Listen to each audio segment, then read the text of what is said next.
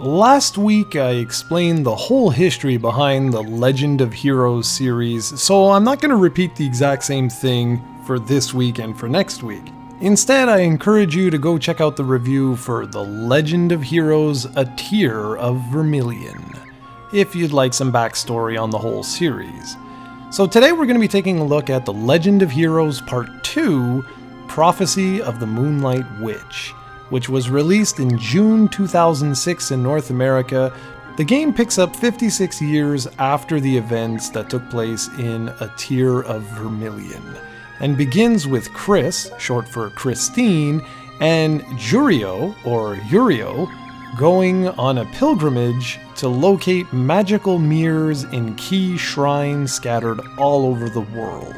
This pilgrimage used to mean something extremely important and deals with the prophecy of the Moonlight Witch, but in modern times it has become something of a coming-of-age ritual of sorts. When the duo starts to locate mirrors, they see visions, and these visions appear to be telling them of an upcoming apocalypse. From there, the real game's plot slowly is revealed, and yet again you find yourself on a quest to stop evil and save the world. Now, I think I could copy and paste that last line on just about every JRPG released at the time.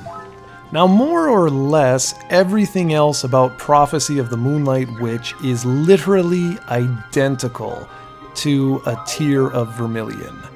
The same sprites used in the previous game are recycled here, and even the translational errors return, although I didn't find quite as many as I did in the first game.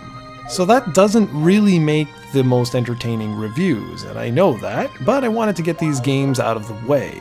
I am pleased to report that you're thrust into the action far quicker this time around compared to the first game. That means the plot sort of takes a backseat and takes a little bit of time to get going, but at least you'll be doing more than just simple fetch quests for the first hour or so of the game. Something I neglected to mention in last week's review, but that also pertains to this game, is the complete lack of a quest log of any kind or a world map that pinpoints your next destination. This can make progress much slower than it could have been with those things. If you happen to put your PSP down for a short period of time, you may not remember exactly where it is you're supposed to go next. Thankfully, while in town, you can clearly see which NPCs will move the story forward, thanks to an exclamation mark over their head. It's just a shame other useful, more modern features didn't make their way into the game. In terms of the combat, the system is identical to that of the first game. Enemies can be spotted on the playfield, and once touched, combat is initiated. Thus, no random encounters. You can attack, defend, use spells, or your special attack, which requires a full power meter to use. Spells are automatically learnt through leveling up, and new armor and weapons are purchased in every new village you stumble upon. As I said earlier, it's the exact same system from the first game, and while simplistic, it works. Enemy designs are recycled from the first game, and most of the locations look quite similar thanks to the return of the 2D/3D style. I really like the way the game looks though, and like I said in the last review, I don't really mind the palette-swapped enemies, as it's something that Dragon Quest has used forever now, and it works just fine.